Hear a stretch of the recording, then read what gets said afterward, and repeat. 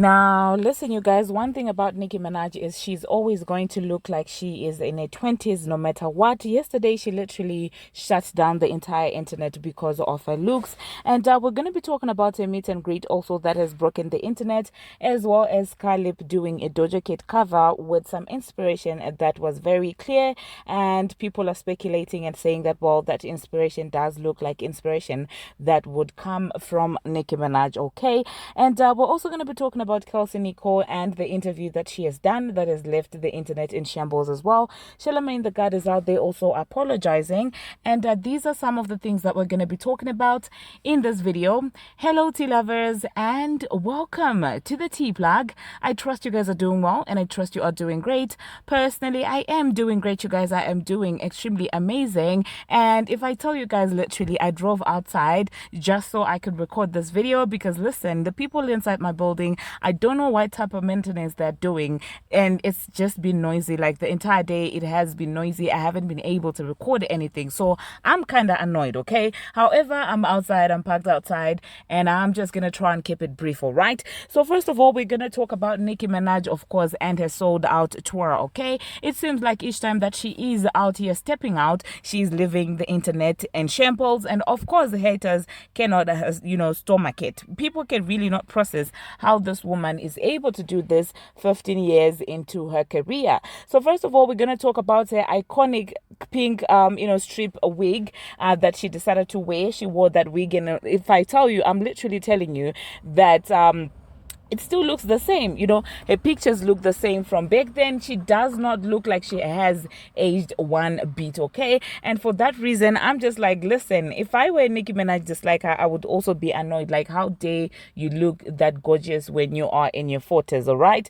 And we're also going to be talking about her meet and greet, you guys. I'm going to insert snippets of that meet and greet. Like, she literally had fans carrying her around. And I was like, oh my goodness, Nicki is so mother for that. Not many celebrities would be comfortable with fans just randomly touching them and carrying them around like that. So when I saw that, I was like, okay, the relationship between Nicki Minaj and the Barbz really has to be studied. Okay, so let me know, you guys, in the comment section which part of the tour was outstanding, and I've got a commenter for a set, especially the one where she's out there moving from one alter ego to the other alter ego. It's so creative. It shows that, well, there was a lot of thought put into everything that she's doing on this tour. And for me, it's like she is taking us throughout her journey, as a creative throughout those alter egos. We have been privileged enough to be able to witness and experience all those alter egos. So personally, I do feel like that was a brilliant idea to incorporate that into the tour, okay?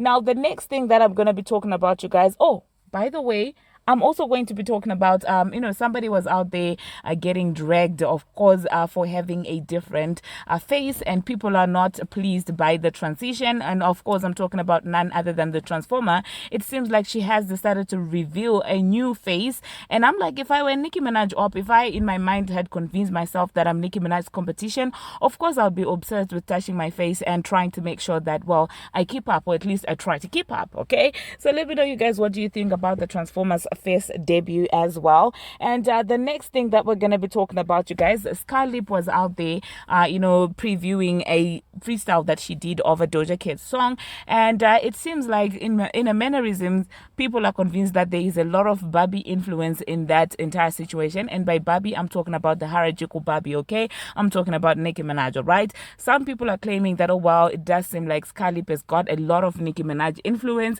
And of course, she had a little bit of exchange with a blog,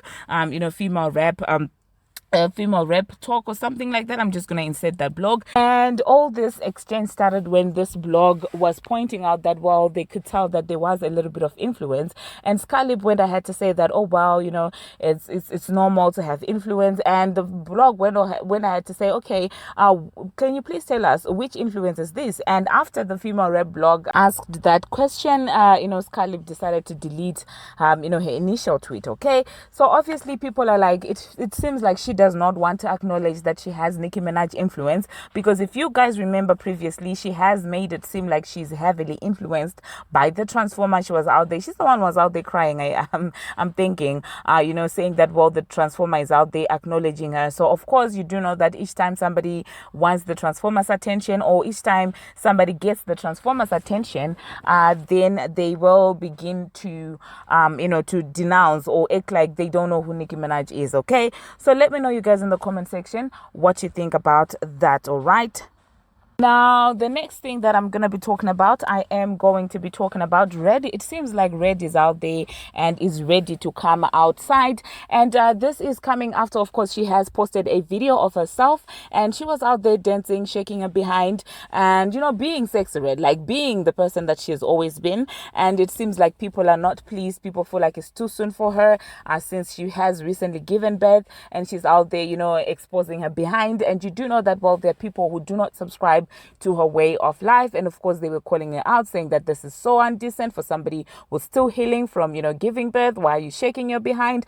But one thing about Red, well, she was already shaking her behind. I guess it was like a day after she dropped the baby, so I'm really not surprised. So let me know, you guys, in the comment section, is this something that you feel like is disturbing to see women carrying themselves this way? Let me know in the comment section what you think about that. All right, now the next thing that we're going to be talking about, the Transformer is being accused once again of stealing from a rapper, and this time they are alleging that, oh well, not only did she steal the idea of sampling Missy Elliott's song, but it seems like the flow is pretty similar to that that this guy whose name I'm going to insert in this entire video, well, they're saying that the flow really does sound the same, and they are calling her out for stealing. And I did listen to the flows. Well, if I'm gonna be honest, it does sound similar. However, in her defense, well, there are people in her defense who were saying that, oh well, there's not much you can do with that beat. It's not like you can rap in a different way. And I'm like, oh well, I get where you're coming from, that, well, sometimes a beat does prompt you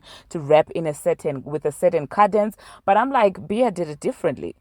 You get what I'm saying? So that only goes to show you how limited, of skills she really has. Because Bia was able to take the same beat, the same instrumental, she changed it up and, did her own thing with that entire instrumental. And to me, that in itself is creativity. And I mean, I've always said it on this channel that one thing about Bia's pen, it does work. It works wonders. Okay, so let me know, you guys, in the comment section, if you have seen that entire thing. If it weren't of copyright, I would have inserted both songs, but we can't do that. So if you have came across this entire situation, please let me know what you think about that. Do you think that it is a case of stealing? Not that I'm surprised. When has this girl ever been original? I mean, her face is not even original. Why am I reading her like this? I'm not gonna be mean today, okay? But all I'm saying is, okay, even though she doesn't have an original face, although she has like a knockoff version of Nicki Minaj's face, I'm saying that don't say it loudly. But all I'm saying is that it's not really surprising that this girl would be accused of stealing, because if you guys remember, when Bongos came out, it was the same accusation again. So I'm not really surprised. Let me know in the comment section what you think about that. And the next thing that I'm going to be talking about, you guys, Kelsey Nicole finally sat down for that interview, and disappointment is an understatement of that interview.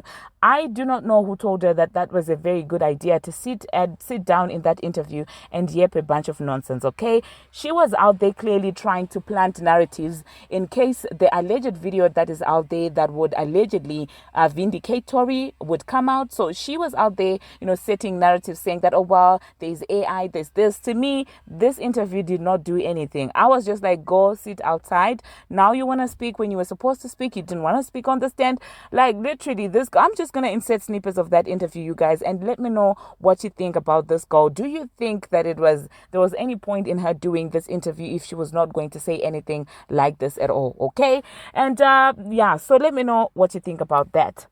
Now, again, I don't want to. I prefer not to get too into detail about those types of things, but I did want to ask: is that night, the infamous night, the night that you actually found out about the betrayal? It's crazy. Yeah, it is. It is. To my knowledge, other than that, like, she was 100. Yeah. To my knowledge. So yeah, it did end up coming out that night that she had been betraying me or whatever, and of course it's like, damn, why it had to come out like this? Like, we should be able to. You should be able to come to me and say this. That way we can laugh and niggas' faces, not is laughing at us. Supposed to be on the same team. Right, exactly. And the so, next thing that I'm going to be but for talking me, it's about, you never guys, about like, Charlamagne the God and, of course, his co-host, the dads at the Breakfast Club out there. We're out there now trying to give a half-baked apology to Resa Tessa. Now, the last time I spoke about this, guys, I spoke about how Jess Hilarious was catching strays and fire. Well, not strays, because she really was kicking and laughing whilst they were calling that woman Big Back, okay? They were saying that, well, she has Big Back energy. It seems like they have received a lot of backlash, and now they are resorting to what they know how to do best, which is hand out big-handed and I don't know, a compromise of an apology. That's exactly what it was, because Charlamagne sat down and started saying that, oh my goodness, I didn't say that she was a big back, I was referring to her energy, and he was apologizing, but you could tell that there's a lot of arrogance still in his voice. And not that I'm surprised. I mean, they've been known to have that kind of vibe, and so I personally don't care for those three. They are clowns as far as I'm concerned, because like, how are you going to sit down there and make it seem like only plus size women get fooled by men, get treated badly by men? Why would you sit on there and say stuff like that, given that the circumstances, the three of you have not had the best relationships at all? Jess Hilarious, we're not going to get into you being made to look like a clown and being denied and declined, denounced in like publicly. Do you understand what I'm saying? And so yeah, personally, I do feel like it was pointless for them to sit down and make this a weight issue when it isn't. Envy and Charlamagne, well, allegedly they both have did what they have done in as far as women are concerned, so that's very rich coming from them to come for women like this. So personally, I'm just like, yeah, go away with your backhanded apology. I didn't feel like that was necessary. Oh my goodness. All the time, the easiest way to keep your own peace is to not disturb the peace of others. I disturbed that woman's peace, and that wasn't my intention. So I apologize if my words made her feel that way. But I do have two things to say. Number one, I never said she don't deserve love because of her size. Right. I didn't even know she was big. Just told the story, and I said it sounds like big back behavior, and then I started talking about big back belief. Now, if y'all want to have a conversation about reinforcing negative stereotypes of big backs, I understand. I'm open to it. But acting like I was having a conversation about Resa Tessa's looks and size, that's not accurate. I was speaking in general terms about big back behavior and big back belief. And I actually said nobody has to be that desperate because there is a man out there for you. And I do have one final point, just one. We all have social media. No, we all have social media. Absolutely. And we all use it for different reasons. Yeah. And Resa's getting a lot of props for being so vulnerable. Salute to her. But I personally feel like we have to stop bringing this stuff to social media. Yeah. If you don't, I tell y'all all the time, the easiest way to keep your own peace is to not disturb the peace of others. I want people to have an opinion about it. Absolutely. Because some of this stuff should just be reserved for our therapists. If we can't handle people having an opinion about whatever we are venting about, keep it off social media. That's my personal That's opinion. a good point. When you put it out there in the world, the world's going to come back many different ways. Absolutely. And she said that she was already insecure about her weight. So then why would you come to such a big platform thinking that you're going to be off limits from comments, like, because it's people who was actually going in on her. Absolutely. You didn't call her a big back.